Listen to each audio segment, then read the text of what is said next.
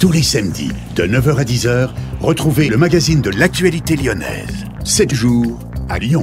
Présenté par Juvénal Noël.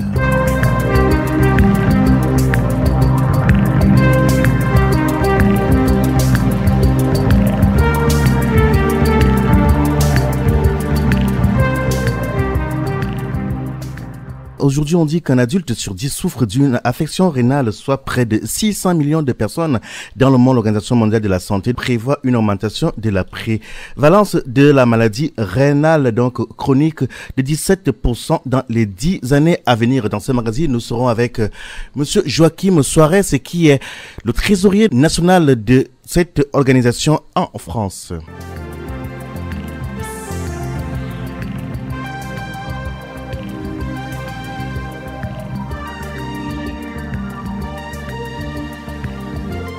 Toujours parlant de santé, GoHealthy, donc c'est le salon des allergies alimentaires et des produits sains qui vous porte ce jour à 10h. Ça s'achèvera demain à 18h30. Et donc, ce matin, pour en parler, nous serons avec Charlotte Ria, qui est la cofondatrice de cette organisation.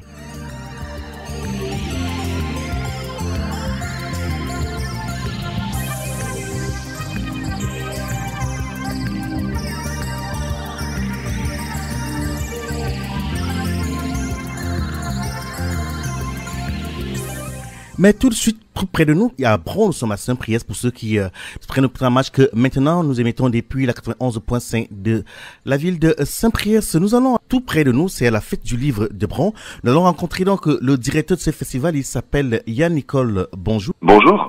Mais c'était notre invitation, le festival du livre de Bron qui aujourd'hui est à la 32e édition. Dites-nous, quand on parle festival du livre, de quoi s'agit-il concrètement? Ben écoutez, c'est un grand festival qui est consacré à toutes les littératures contemporaines, avec à la fois une très grande programmation adulte, destinée aux adultes, avec des écrivains français, des écrivains étrangers, des auteurs de sciences humaines, des auteurs de bande dessinée, vraiment des auteurs dans tous les registres.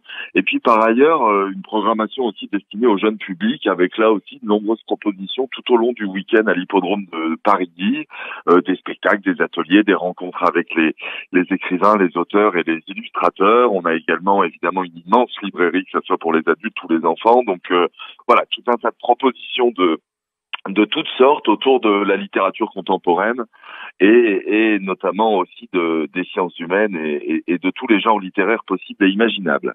Bien, comment est né ce festival ? Ben, il est né il y a 32 ans à la bibliothèque de Bron, sous l'impulsion de Véronique Forcet et Colette Gruat, qui ont fondé cette manifestation donc en 1987. Et puis, ben, écoutez, le festival a petit à petit grandi au fil des années, et c'est devenu effectivement un des festivals les plus importants aujourd'hui en France, puisque c'est vraiment un festival qui est très très apprécié, à la fois des professionnels, des écrivains, des éditeurs, je dirais du monde littéraire. Et puis, c'est vrai que c'est un festival qui a énormément de succès, qui s'est construit véritablement une relation de confiance et de fidélité avec un public très très large. Donc on est toujours ravis de voir. Le festival a démarré hier, avant-hier même, avec quelques soirées, et on se rend compte qu'il y a toujours autant d'appétit et autant de curiosité pour la chose littéraire, pour les rencontres, et puis surtout pour le fait d'entendre les écrivains s'exprimer sur leur travail, sur le monde d'aujourd'hui. Je pense que c'est une parole un peu différente dont on a besoin dans le monde actuel. Alors, pour cette édition de 2018, quels sont les grands moments de cette rencontre ? Bah écoutez, il y en a plusieurs. Voyez là, aujourd'hui, tout à l'heure à 12h30, on a la chance de recevoir une immense écrivaine italienne qui s'appelle Milena Agus, qui avait publié un livre qui s'appelle Mal de pierre il y a quelques années, qui avait très très très bien marché auprès du public français, qui revient donc pour son nouveau livre Terre promise. C'est un vrai événement parce que c'est vrai qu'elle est très très rare en France. Il y a évidemment beaucoup d'autres rencontres tout au long du week-end. Je pense notamment demain une très très belle lecture qui sera donnée par un comédien qu'on aime beaucoup, qui est Denis Lavant, le comédien fétiche de Léos Carax, qui donnera une lecture du texte de Yannick Enel. Mais on reçoit également Yannick Lahens, une écrivaine haïtienne très très importante qui avait reçu le prix féminin il y a quelques années. Et j'aurais envie de vous dire que tous les rendez-vous sont importants puisqu'on les a choisis, on les a invités, tous ces auteurs. Donc on pense qu'il il y a vraiment de très nombreux rendez-vous importants. Puis c'est vrai qu'en littérature française notamment, on reçoit certains des plus grands écrivains, Régis Geoffrey, Calvert, Grégoire Bouvier, Véronique Olmy, enfin, il y en a évidemment énormément, je vais pas tous les citer, mais voilà, il y a à la fois aussi des auteurs de très grande notoriété qui sont déjà très connus du grand public, et puis il y a par ailleurs des auteurs plus confidentiels, des auteurs qui sont davantage au début de leur parcours, et c'est ça aussi qui est intéressant, je crois, pour le public. Bien, pour ceux qui peuvent tramage que maintenant nous recevons que Yann Nicole, qui est le directeur du Festival du livre de Bron. Dites-nous, quels sont les critères qui concourent au choix d'un auteur et non un autre? C'est vraiment la lecture, hein. Nous, on travaille vraiment sur ce principe-là, c'est-à-dire qu'on reçoit évidemment énormément de livres tout au long de l'année, et ensuite l'idée est vraiment d'inviter les auteurs dont on pense qu'ils ont des livres qui ont d'abord une qualité, une exigence littéraire bien sûr, et puis des livres qui peuvent parfois apporter des éclairages sur le monde, parfois s'inscrire aussi dans des problématiques d'aujourd'hui, mais aussi parfois simplement être une chose littéraire à 100%. C'est vrai qu'après on essaie de travailler aussi autour de thématiques, on travaille sur des tables rondes, sur des dialogues d'auteurs, où il est évident que là on essaye d'inviter évidemment des auteurs qui ont des points communs, ou en tout cas qui ont un certain nombre de résonances dans leurs travaux respectifs. Donc voilà, c'est un petit peu tout ça, ça se construit avant tout par la lecture et par les choix, par les thématiques, et puis aussi avec cette envie, comme je vous le disais, d'être à la fois avec des auteurs de très grande notoriété que le public attend et peut voir à la fête du livre de Bron, et c'était évidemment souvent des occasions uniques. Et puis en même temps, cette envie de continuer à dénicher, à trouver des jeunes auteurs, à trouver des auteurs de premiers romans qui petit à petit vont devenir aussi les grands écrivains de demain. Et c'est vrai que la fête du livre a toujours été un peu dans cet ordre d'idées, puisque au fil des années, on a reçu des écrivains au tout début de leur carrière qui sont aujourd'hui les écrivains les plus reconnus. Je pense à Emmanuel Carrère, je pense à Michel Houellebecq, je pense à Christine Angot, voilà, des auteurs comme ça qui sont venus très très tôt dans leur parcours à la fête du livre et qui sont aujourd'hui les grands écrivains. Et en invitant maintenant des jeunes auteurs, des auteurs de premiers romans, on se dit que ce sera peut-être les écrivains qui seront dans quelques années très très connus du grand public, et qui d'ailleurs reviendront peut-être chez nous à cette occasion. 7 jours à Lyon. Votre rendez-vous d'actualité proposé par Radio Pluriel. Nous recevons ce matin Yann Nicole, qui est le directeur du Festival du livre de Bron, ce festival qui, au fil des années, donc, a gagné en notoriété. Yann Nicole, dites-nous, qu'est-ce qui fait la spécificité du Festival du livre de Bron? Écoutez, je pense qu'il y a tout un tas de choses qui font cela. Je pense que effectivement, d'arriver à allier à la fois une très grande exigence des contenus, une très grande exigence artistique et intellectuelle, et d'essayer de mettre en place un festival, je dirais convivial, chaleureux, où il y a vraiment une idée de plaisir, de partage autour du livre. C'est quelque chose, je pense, qui fait vraiment l'attachement du public à notre festival. Il est évident que on est un lieu où les lecteurs peuvent rencontrer des écrivains qu'ils n'ont pas l'occasion de voir tous les jours. C'est évident. Je vous ai parlé des grands écrivains étrangers, des très grands écrivains français qu'on reçoit. Hier soir, on a fait un grand dialogue entre deux des plus grands intellectuels de notre temps, Patrick Boucheron et Jacques Rancière. Donc ça, je pense, la qualité, en tout cas, ce qu'on essaye de donner comme qualité à notre programmation, c'est la force numéro 1 de ce festival. Et puis, j'espère, son état d'esprit, cette forme de convivialité et de plaisir qu'on veut donner autour des livres. Je pense également que tout ce qu'on fait autour de la jeunesse et le fait que finalement tous les âges puissent se retrouver à la fête du livre et prendre du plaisir autour des livres est aussi une autre donnée. Je pense que le fait d'avoir une librairie aussi exceptionnelle, parce qu'on travaille avec presque 15 libraires indépendants, et aussi une vraie spécificité, quelque chose qui marque le public. Donc voilà, je pense que c'est un ensemble de choses qui ont été construites au fil des années qui fait que le festival attire beaucoup de public chaque année. Alors, pour comprendre, quel public attendez-vous? En termes de quantité, vous voulez dire de nombre? Non, je veux dire en termes de génération, en termes de tranche d'âge ou alors de profil. On a le désir évidemment d'avoir un public le plus varié possible. Alors en termes de tranche d'âge, on peut pas faire plus varié puisque on a des propositions qui débutent pour les tout petits, hein, à partir de 6 mois. On a une garderie dans laquelle il y a un certain nombre de propositions artistiques pour les tout bébés, c'est-à-dire des contes, des petites expos, des petites activités. Et au niveau de la jeunesse, on va jusqu'aux ados avec à chaque fois des propositions et des projets spécifiques. Et puis ensuite, évidemment, on a tout le panel, je dirais, des âges, hein, évidemment. De jusqu'à 77 ans et même au-delà. Et voilà, après, je pense que la fête du livre de Bron a cette spécificité aussi d'avoir su, au fil des années, grâce à la médiation culturelle qui a été à l'œuvre, grâce au partenariat avec tout un tas d'institutions aussi et de relais sociaux, on a, je pense, réussi à proposer un événement dont le public a une vraie mixité sociale, générationnelle, et ça, c'est évidemment quelque chose qui nous réjouit. Que dites-vous à ceux qui nous écoutent ce matin? Il pleut, il fait pas chaud, pas beau ce matin. Que leur diriez-vous pour qu'ils aient envie, voilà, d'être là ce matin? Je leur dirais que ça n'est pas quelques gouttes de pluie qui vont empêcher d'aller passer effectivement une bonne journée à la fête du livre de Bron. Et ce que je vous ai expliqué durant notre entretien, je pense que c'est tellement de propositions différentes, et que ce soit pour le jeune public ou pour les adultes, qu'il y a vraiment pour tous les lecteurs de quoi trouver, je pense, du plaisir de rencontrer des auteurs, de faire des belles rencontres, de faire des belles lectures, de trouver des livres. Et je pense que c'est un moment quand même de plaisir, et on serait heureux d'accueillir évidemment le plus large public pour ce week-end. Bien, merci beaucoup Yann Bicop. Pour ceux qui se joignent nous à ce moment, je rappelle que vous êtes le directeur du Festival du Livre de Bron qui est à sa 32e édition. Il prendra fin demain. Il a gagné en autorité dans le temps. Il a investi cette année donc l'hippodrome de Paris. Et voilà. Merci beaucoup d'avoir accepté notre invitation. Excellente journée. 7 jours à Lyon. Tous les samedis de 9h à 10h.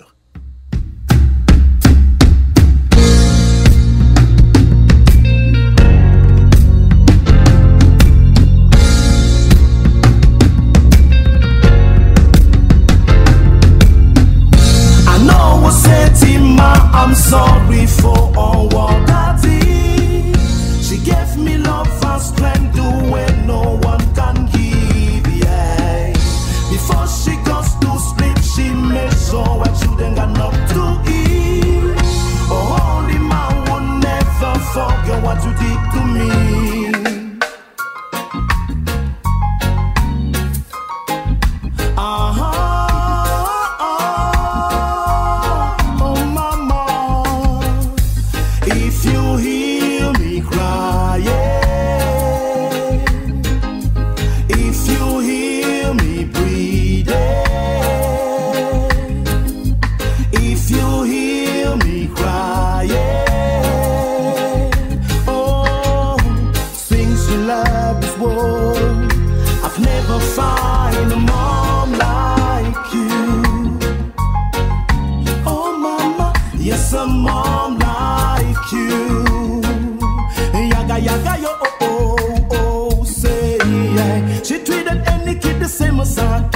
She preaches love your neighbor as you love yourself every day.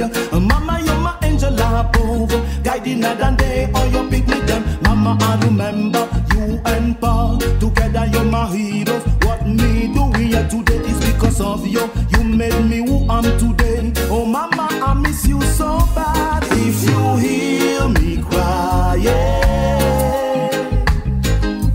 if you hear me breathing,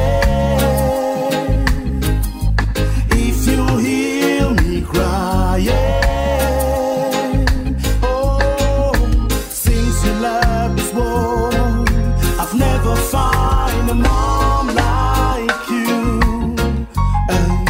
Oh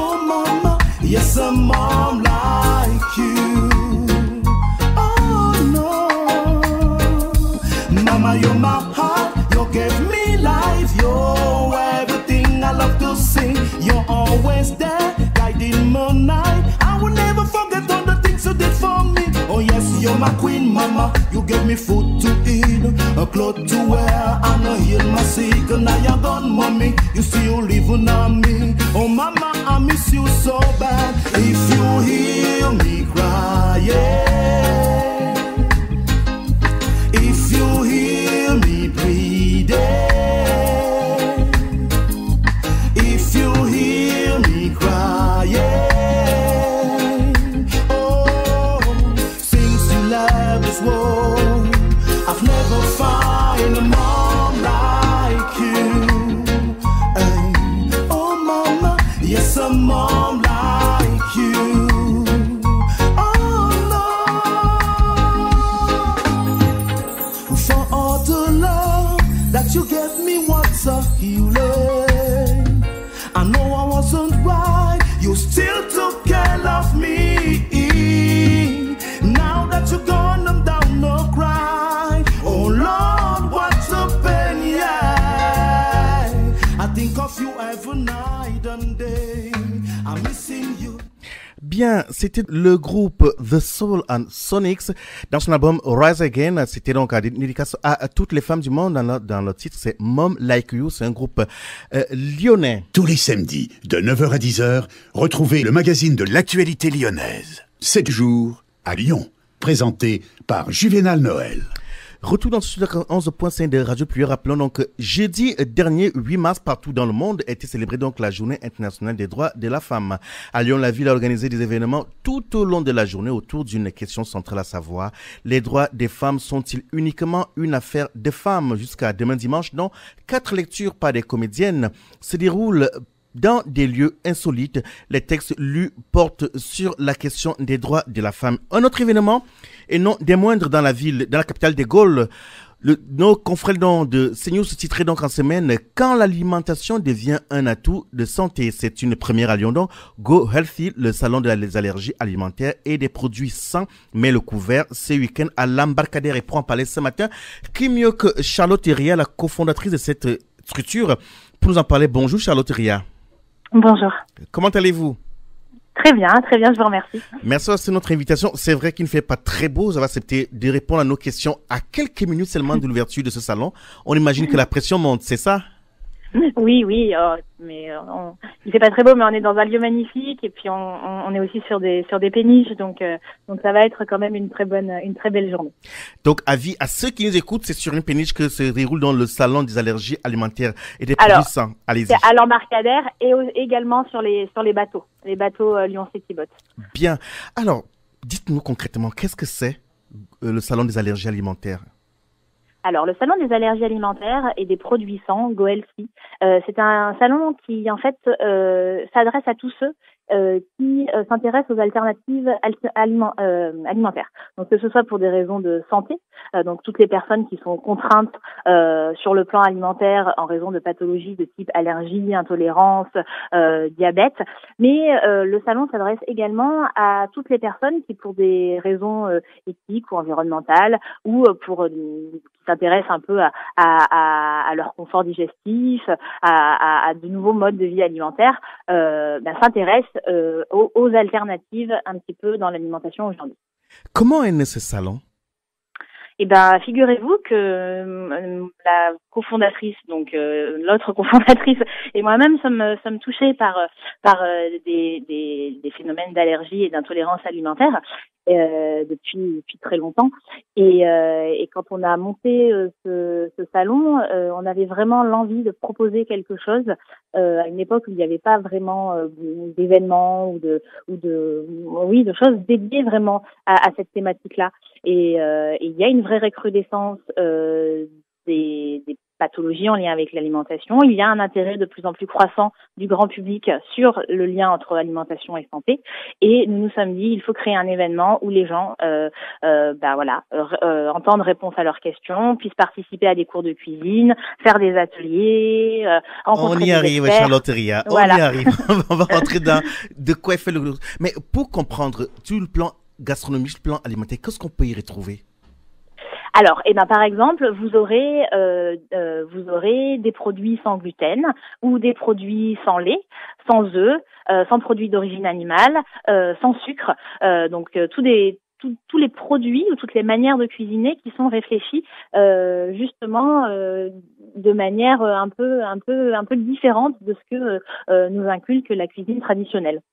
Française en tout cas. Oui. Alors c'est justement cela. On a toujours l'impression qu'en fait ceux qui mangent sans, c'est une alimentation qui coûte un peu cher. Est-ce que c'est vraiment cela? Alors, il faut savoir que d'un point de vue, si vous voulez, sur le plan de l'industrie, il y a aujourd'hui de plus en plus de choses qui sont pensées parce qu'il y a une vraie demande de plus en plus importante du grand public. Donc il y a des produits il y a une gamme de produits qui s'élargit et du coup ça permet aussi d'avoir des prix de plus en plus abordables.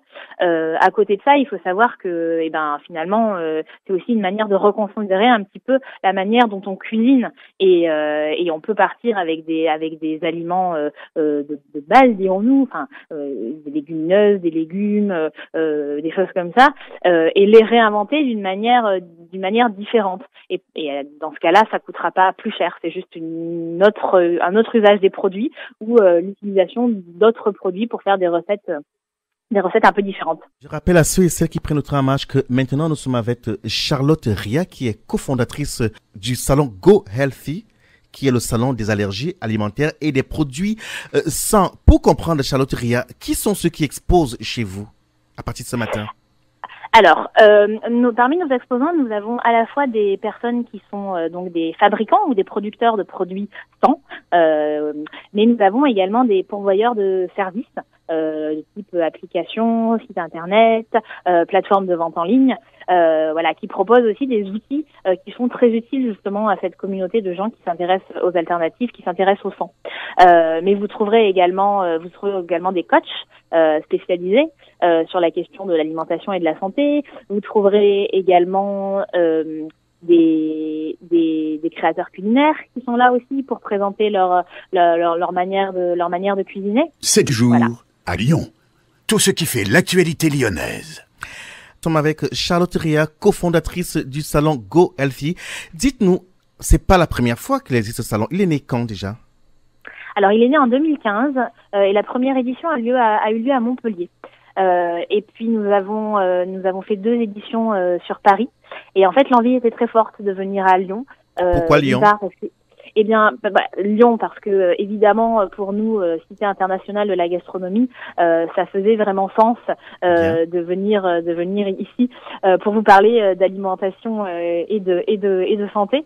Et c'est un très bon choix qu'on a fait parce que l'accueil à Lyon est très agréable et très bon.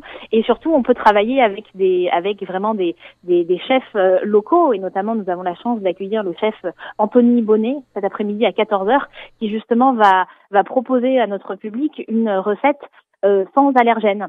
C'est évidemment un grand nom de la cuisine française, et pour lui, ça fait partie de ces challenges aujourd'hui en tant que chef, de savoir justement répondre à ces nouveaux besoins qu'apporte le mangeur contemporain. Ça fait partie aussi de son travail, et il veut montrer sur le salon que un chef aussi s'intéresse à ces problématiques-là. Le restaurant ouvre dans quelques minutes, à peu près 20 minutes, c'est bien à l'embarcadère. Pourquoi avoir choisi cette zone-là? Alors, on avait envie de faire quelque chose qui soit en centre-ville. Alors en centre-ville, je m'entends, hein, je veux dire qui reste dans la ville, parce qu'on voulait faire quelque chose qui soit convivial, qui permette une vraie accessibilité aux gens. On prévoit beaucoup d'activités pour les familles, donc on se disait, ce sera peut-être plus simple et plus sympathique de venir se promener aujourd'hui le long des quais, ou peut-être plutôt demain, vu le temps, mais disons que on a vraiment voulu privilégier l'accessibilité. Alors, dans votre programme en ligne, on peut aussi rencontrer des coachs. Quel genre de coach on peut y trouver? Oui, tout à fait. En fait, nous accueillons des coachs qui sont vraiment spécialisés sur chacun sur des thématiques différentes et complémentaires. C'est-à-dire que vous aurez, par exemple, des personnes dont justement le travail est d'aider les personnes qui sont allergiques ou qui découvrent, par exemple, qu'un de leurs enfants est allergique ou doit supprimer un ingrédient de son alimentation. Et bien justement, ils proposent des conseils justement sur comment réadapter un petit peu son quotidien. comment refaire ses courses, voilà. Mais vous avez aussi des coachs qui sont spécialisés, par exemple, sur les questions du rééquilibrage alimentaire. Certaines personnes qui veulent un peu reconsidérer leur mode de consommation, et nos coachs sont là pour leur donner les fondamentaux. Alors, on imagine que tout cela, c'est pas gratuit. Ça doit coûter cher, j'imagine. Eh bien non, figurez-vous, l'entrée du salon est payante, mais l'entrée est à 3 €. Une fois que vous êtes rentré sur le salon, toutes nos activités, nos cours, les démonstrations du chef et les conférences sont absolument gratuites. Voilà. Quels sont les grands moments de ce salon, entre aujourd'hui et demain? Alors aujourd'hui, moi je vous conseillerais très fortement de ne pas louper justement la démonstration culinaire d'Anthony Bonnet à 14h, parce que ça va être un grand moment de cuisine. Également, au niveau de nos conférences, nous accueillons cet après-midi un médecin spécialiste des allergies et de la rhumatologie qui va justement parler du lien étroit entre santé et alimentation et des dernières recherches qui ont été faites sur la question. Donc ça, c'est vraiment des temps forts qui me semblent très intéressants. À la suite de la démonstration culinaire du chef Anthony Bonnet, vous aurez également la démonstration culinaire de Willy Berton. Willy Berton est le premier Français à avoir obtenu le titre de maître restaurateur en sa qualité de vegan. Donc c'est quelqu'un qui ne cuisine absolument pas de produits d'origine animale et il a obtenu le titre de maître restaurateur. Donc il sera là aussi pour vous montrer que voilà, on peut aussi cuisiner sans produits d'origine animale. Voilà, donc Willy Berton à 15h30. Merci beaucoup, Charlotte Ria. Je rappelle à ceux qui se joignent à nous qu'à cet instant que vous êtes la cofondatrice du salon Go Healthy, ce salon donc qui propose des produits sains. C'est aujourd'hui et demain à Lyon. Dites-nous, qui attendez-vous? Alors, au niveau de notre public, Oui. c'est très varié. Nous avons beaucoup de personnes qui évidemment sont les personnes qui sont contraintes sur le plan alimentaire, donc qui sont des personnes qui sont touchées directement ou indirectement, c'est-à-dire les enfants, leurs enfants ou leurs proches par la problématique de l'éviction alimentaire dans le cas d'une allergie, dans le cas d'une intolérance, dans le cas d'une pathologie en lien avec l'alimentation. Et vous aurez également des gens qui sont des gens qui aujourd'hui prennent vraiment conscience de l'importance de bien s'alimenter et qui viennent sur le salon pour chercher de nouvelles astuces, de nouveaux conseils, de nouveaux produits, de nouvelles manières de cuisiner. Et voilà, et en profiter aussi pour faire la dégustation de nouvelles choses. Bien. Merci beaucoup une fois de plus, Charlotte Ria, d'avoir accepté de répondre à nos questions. On vous souhaite Merci à vous. bonne réussite à votre événement. Merci beaucoup. Au revoir.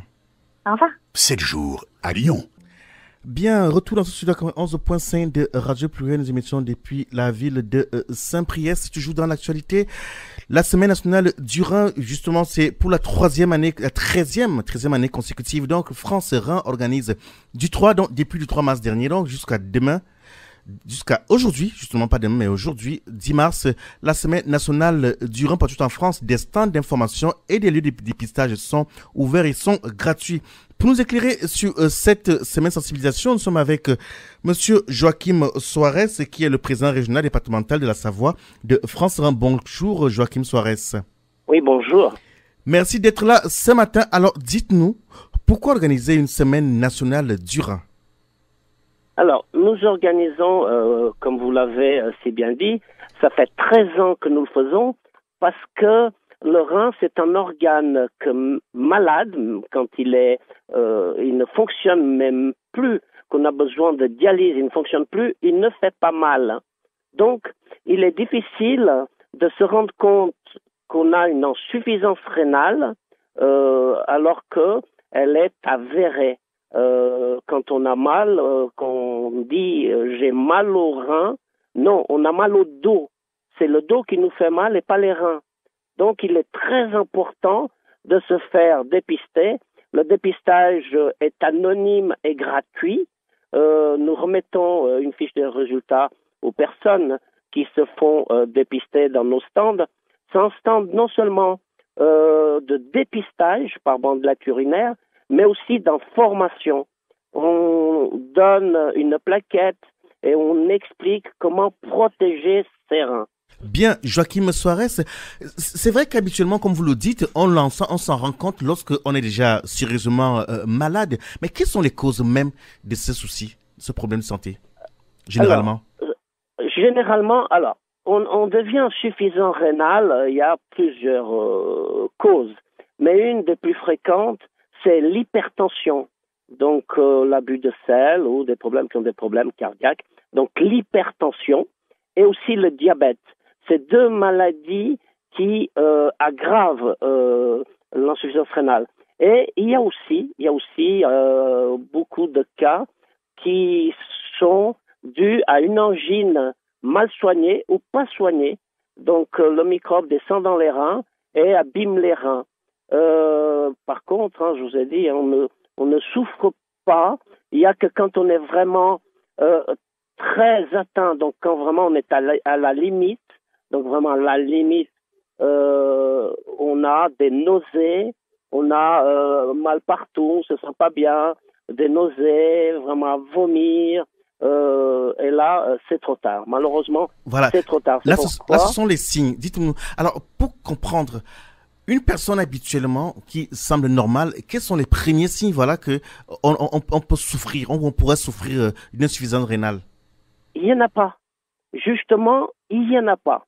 Et souvent les gens ils disent « Oh mais moi je vais bien, j'urine bien ». Or, ce n'est pas la quantité d'urine qui donne un signe d'alerte concernant une insuffisance rénale. On peut très bien être en dialyse, c'est-à-dire avoir des reins qui ne fonctionnent plus et continuer à uriner. Donc c'est vraiment, il n'y a rien, c'est pour ça que on insiste sur ce dépistage qui, ça dure 10 minutes environ, il y a une prise de tension, de poids, et puis on fait une bandelette urinaire avec des résultats, avec un lecteur électronique, mais il faut dire aux auditeurs, vraiment, il faut qu'ils entendent, il n'y a pas de signe, malheureusement, de l'insuffisance rénale. Est-ce qu'il y a un âge où on est le plus enclin à ce problème de santé? Alors, un âge, oui et non. Il y a aujourd'hui en France il ne faut pas oublier, il y a 6 millions de personnes en insuffisance rénale qui s'ignorent. Un Français sur 10 est insuffisant, 10 sur 100 sont insuffisants rénales, mais ils s'ignorent. Par contre, l'âge, il n'y a pas d'âge. On peut souffrir jeune. Il ne faut pas oublier qu'il y a le rein est en filtre. Il ne faut pas abuser de certaines boissons. Par exemple, de détruire ce filtre. Justement, on va arriver au conseil. Donc, vous disiez qu'un Français sur 10 est un malade qui s'ignore, un insuffisant rénal qui s'ignore.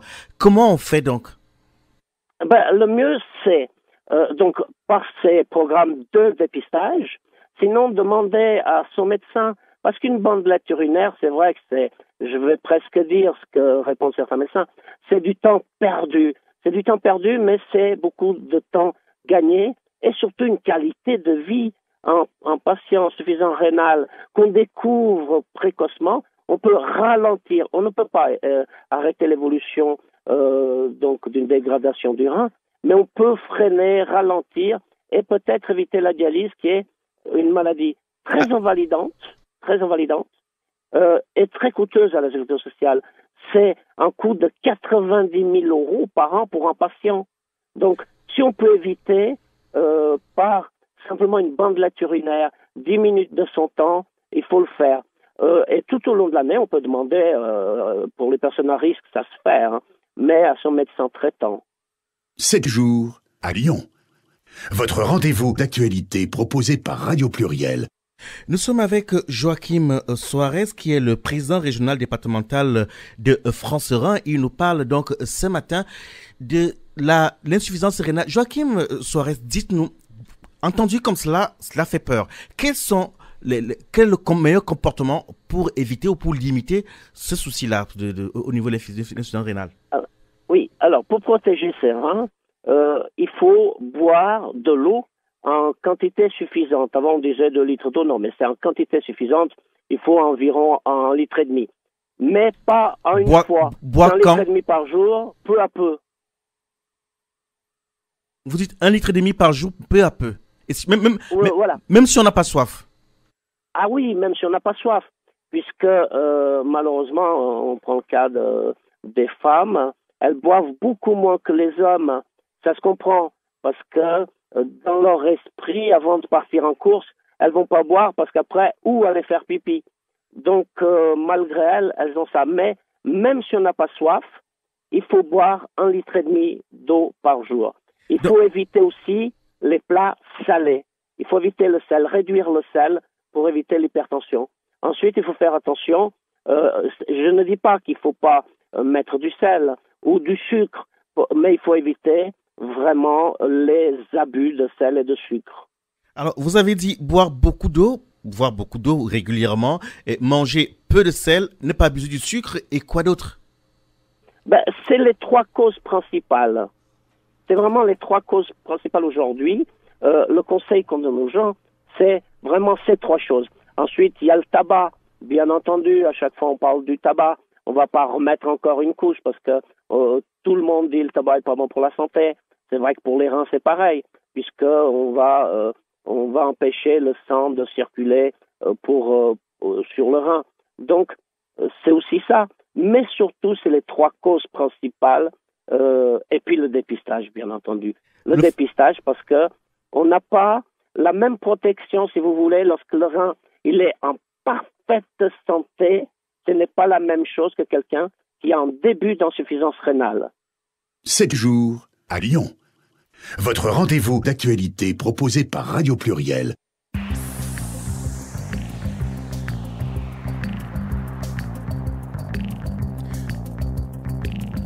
Nous rentrons dans les dernières minutes de ce magazine. Nous recevons donc ce matin Joachim Soares, qui est le président régional du département dans la Haute-Savoie de France-Rhin. Il nous parle donc des bonnes attitudes à adopter. Alors, dites-nous, Joachim Soares, dans les dernières minutes de cette émission, où se fait dépister et comment ça marche? Alors, c'est partout en France, donc en région Auvergne-Rhône-Alpes. Donc, le mieux, c'est de voir sur le site France-Rhin dans nos actions. Et là, vous avez la carte de France avec un drapeau. Il suffit de se mettre dessus. Et vous avez, près de chez vous, et vous avez des sites avec toutes les coordonnées, en sachant que la semaine du Rhin s'arrête aujourd'hui, mais les dépistages continuent. Il y a des dates qui sont prévues pour plus tard, puisque il y en avait beaucoup et on a dû décaler pour plus tard pour essayer d'avoir un maximum de personnes. Merci beaucoup Joachim Soares et excellente journée. Merci à vous. Au revoir. Et bonne journée à vos auditeurs. Au revoir.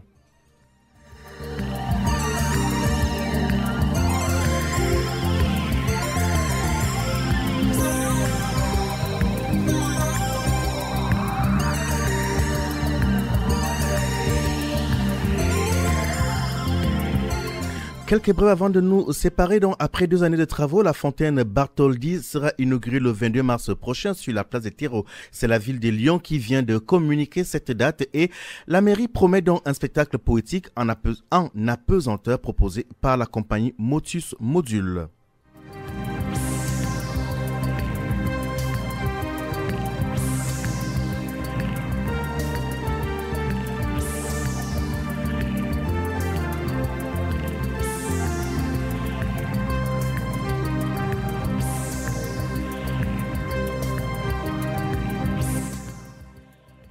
Notre magazine arrive à son terme. Je vous rappelle donc les principales articulations que nous avons eues ce matin. La journée mondiale donc du Rhin, qui est organisée par France-Rhin, qui s'est déroulée du 3 et jusqu'à ce jour, samedi 10 mars, s'achève aujourd'hui et on encourage fortement les uns les autres à se faire dépister rapidement.